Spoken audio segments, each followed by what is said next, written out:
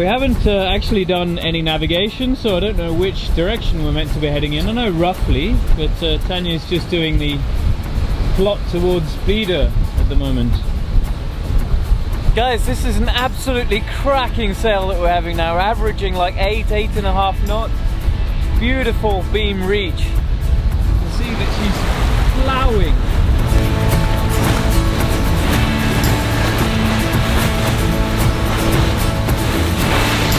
19 knots of wind. This is where Aurora is at her best. Really enjoying this. We'll head downwind in a bit, so we'll lose a bit of speed, but you know, still going to be great. Just a short sail today, about 2 or 3 hours. It's out towards the Baltic.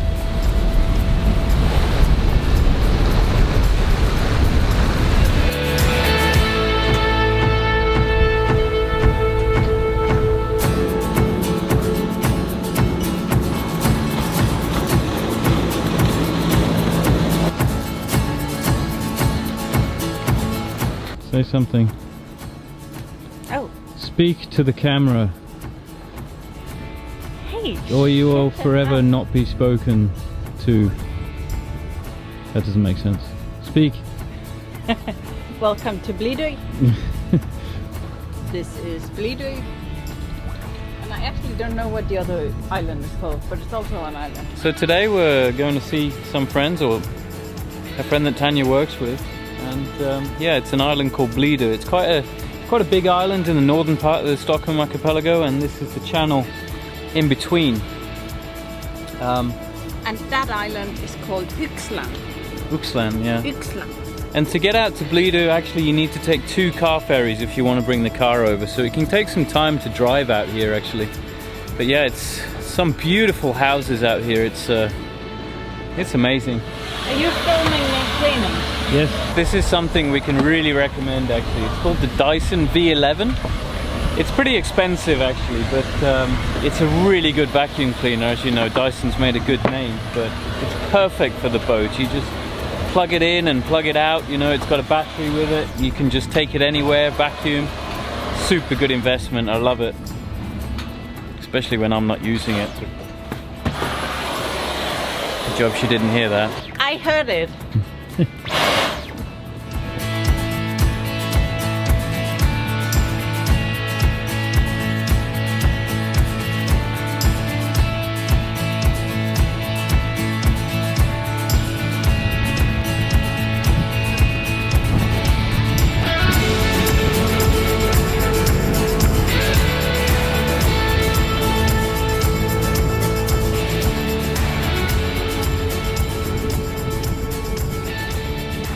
A Swedish summer house living, guys, and it's looking really beautiful out here. This is our friend's place. They've just bought it and they're doing it up and putting a lot of work into it, and it looks fantastic. The sea's only just what 20 meters that way, and yeah, it's kind of a tradition that the Danes and the Swedes have, and maybe the Norwegians and maybe the Finnish also, that they have summer houses, like apartments maybe in the city, and then summer houses outside of the city, and then spend like long summer vacations out in these places, and it's so calm and peaceful.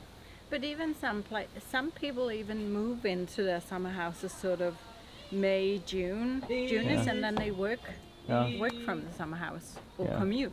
Over there is a sauna, there's a nice deck, and there's a beautiful sunset coming, so we're going to enjoy. Signing off, see you tomorrow, guys.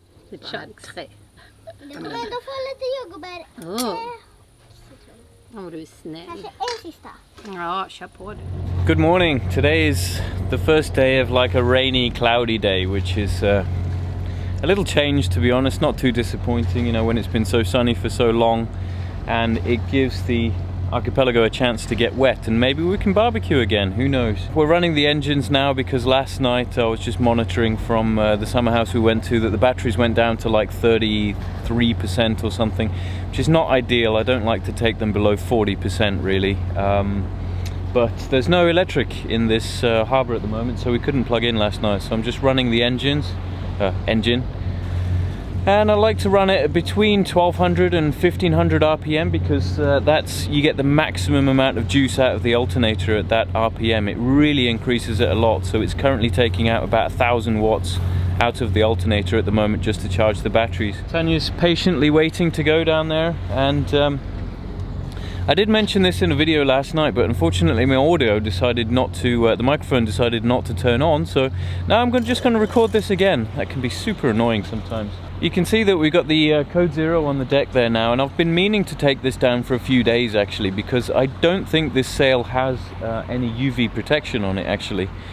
And you know, leaving it in the sun up all the time, and in Sweden we get a lot of sun during the day in the summertime because we're so far north.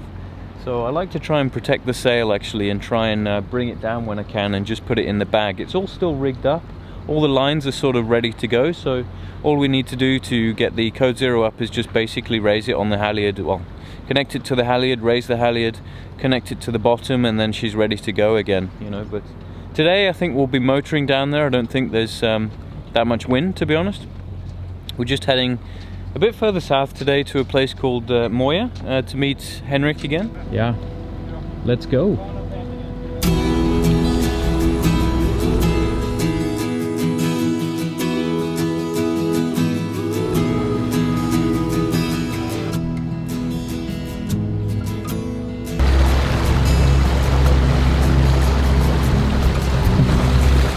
That does look like a bunch of fun. I really want one, but damn, they're expensive at the moment. I guess they're pretty goddamn efficient though with the foiling. You know, if it was just the board in the water, you'd be losing a lot of power, but those things probably use only 20 or 30% of the power once they're up on the foil. But yeah, I'd love one, but you can't have all the toys, right? It'd be like a floating caravan, this boat, if I put any more toys on. It's just getting ridiculous already. Underwater drones, 2 flying drones. Yeah, it's getting pretty crowded in the boat right now, just the 2 of us even, so I've got to tidy up before the family joins us in Gotland later on.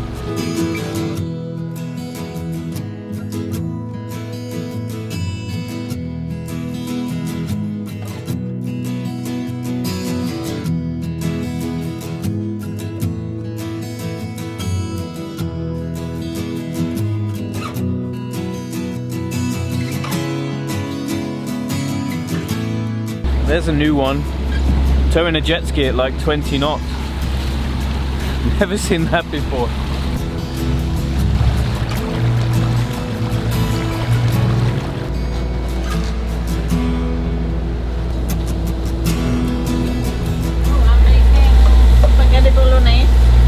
I'm making the bolognese. Nice. So it can stand and just get yummy and yummy. I'm so hungry. All I can smell is onions right now. I'm just starving. Are you starving? Yes.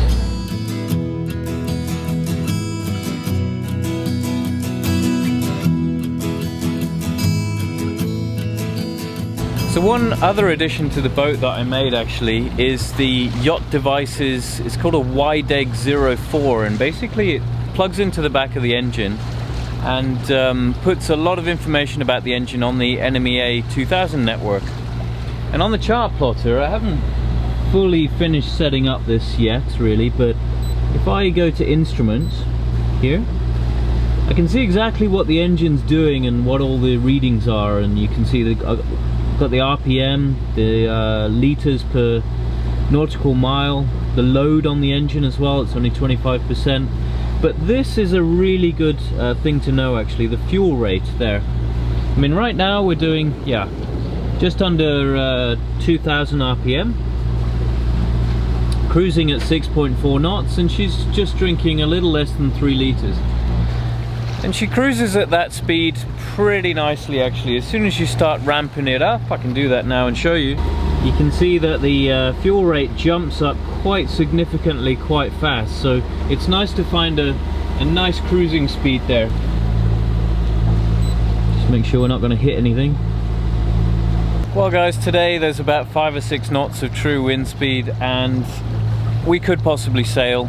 We could break out the code 0 or something like that, but feeling a bit lazy today, to be honest. We had a few wines and beers and things last night and saunaing and everything, so let's just take a chill out day and motor today and give the batteries a good charge. I think they need it now, you know.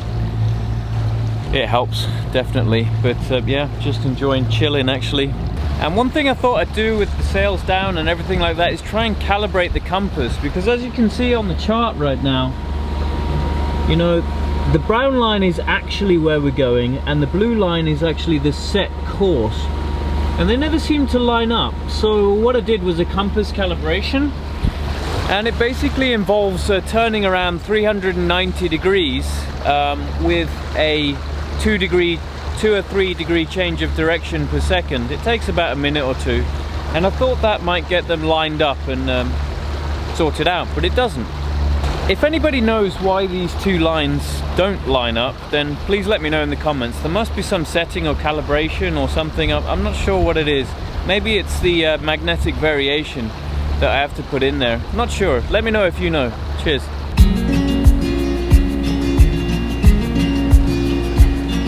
It's so flat calm at the moment. It's actually super nice just going through this channel like this. And one thing I always do with the diesel engine actually is when I've been running it at low revs for a long time, is just give it a good load, you know, give it like 2,500 RPM for a few minutes, even full RPM for very brief moments, just to clear all the soot and the diesel particulates basically out of the exhaust and free the engine up a bit, you know, and get it working. Diesels like to be worked hard, and that's what keeps them clean.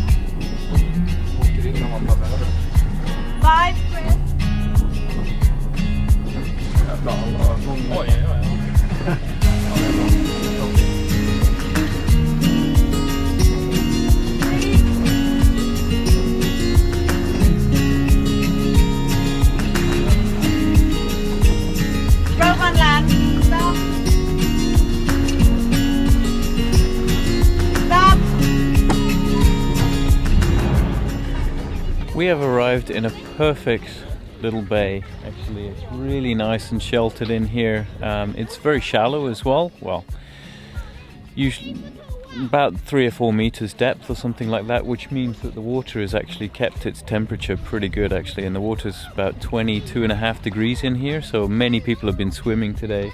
It's been a cloudy day, so the water feels really nice and warm, and yeah, we're just enjoying our time here and just about to maybe play Cards Against Humanity. If you haven't played that game, you need to try it out. It's absolutely awesome. Anyway, just going to enjoy the evening. See you later.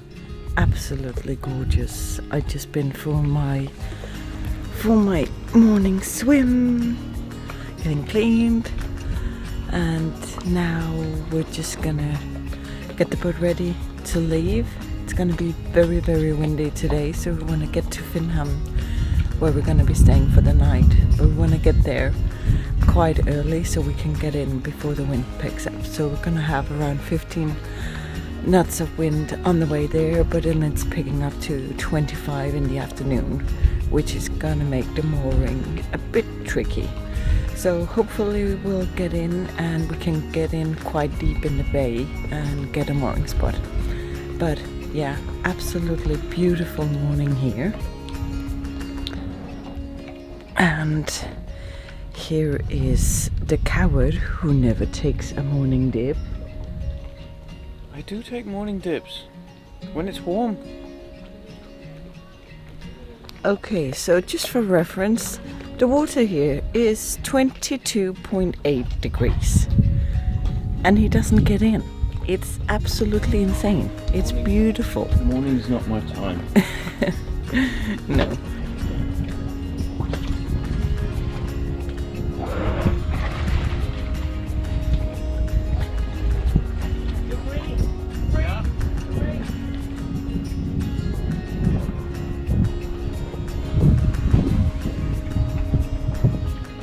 Thanks for watching, guys. In the middle of this one, I actually did a test on the B&G forward scan, so I'll post that up in a couple of days so you can see how exactly that's working and how good it is. Anyway, if you like this video, drop us a like and join us next time as we sail to Finham. I'll see you then. Bye now.